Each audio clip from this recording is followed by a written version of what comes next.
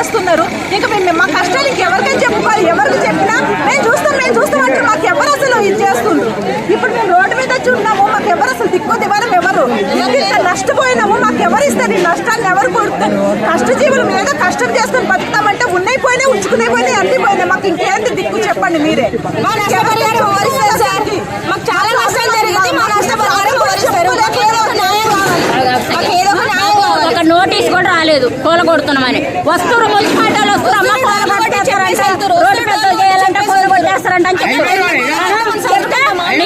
Road పెద్ద కావాలంటే మా ఒక్కటే కాదు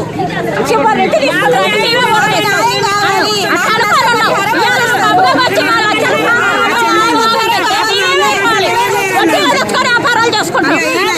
మరి పేద జనం మరి ఇప్పుడు అన్ని నాయనైతే అన్ని కోలగొట్టేదాకైతే మేము నుంచి ఇంద్రమ్మ కాలనీ నుంచి రోడ్ ఎంతైతే తీసేశారో మరి ఏ ఇల్లు అయితే కూలగొట్టారో ఆ లెక్క ప్రకారం ఇక్కడ నుంచి కింద శ్రీమతి స్కూల్ దాకా తీసేయాలని మేము విన్నపించుకోవాలన్నా. అది మాకు అది ఒక న్యాయం చేయండి అన్నారు. ఏ న్యాయం కావాలన్నారు. రోడ్డు అటువైపు కూడా అంతే కావాలి. ఇంకొకటి ఇక్కడ కూడా ఒకరికొకరుగా చూడొద్దు, అందరూ ఒక్కటే. మేము అలాగే వాళ్ళ మనసులో మేము మనసులో మేము కూడా అన్నది ఉంటుంది. మాకు కూడా అర్థమవుతుంది ప్రాబ్లం. కాబట్టి అటువైపు ఎలాగో ఇటువైపు అలాగే ఉండాలి.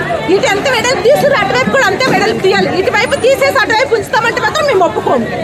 మేము పేదవాళ్ళం కదా, మా పేదవాళ్ళు కూడా మేము కూడా మాకు కష్టాలు బాగా ఉంటాయి. మరి పేదవాళ్ళు